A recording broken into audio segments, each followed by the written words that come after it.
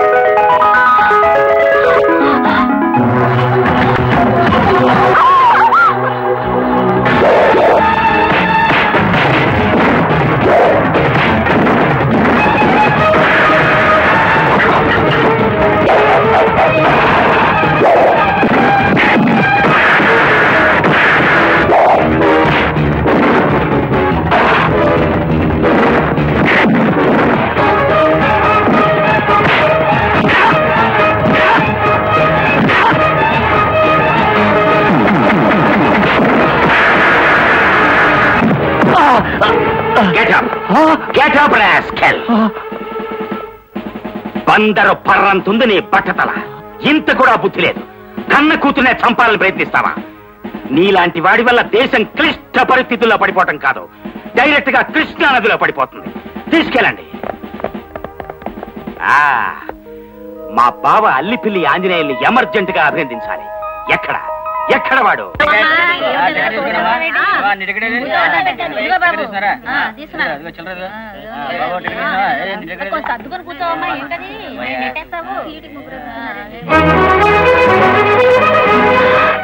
ఏమండి, మీ అన్నీ ఇక్కడ?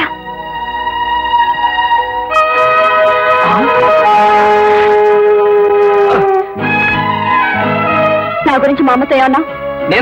నేనేం అనలేదే. ఏం అనలేదా? నేను ఆత్మాభిమానం గల మనిషినని, నాకెవరిని అర్థం చేసుకునే శక్తి లేదని అన్నావా లేదా? నేను అలా అనలేదండి. మరి ఎలా అన్నావు? అసలు ఏమి నీ ఉద్దేశం? ఇన్ని రోజులు ఇద్దరం కలిసి ఒకే చూరు కింద ఉన్నాం, ఒకళ్ళొకళ్ళు బాధ పెట్టుకున్నాం, భయపెట్టుకున్నాం. తీరా ఒకళ్ళొకళ్ళు అర్థం చేసుకునే టైంకి నువ్వు ఇలా చప్పా చేయకుండా ఓడాయిస్తే ఒక ఆడపిల్ల మనసు ఎంత బాధపడుతుందో ఆలోచించావా? ఆలోచించావా? ఆలోచించావా?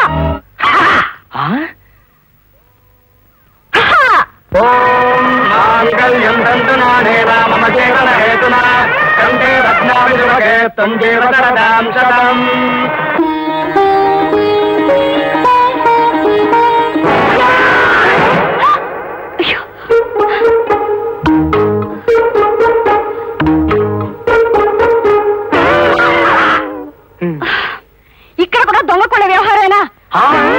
నువ్వు కూడా నన్ను దొంగకోళ్ళన్నావా?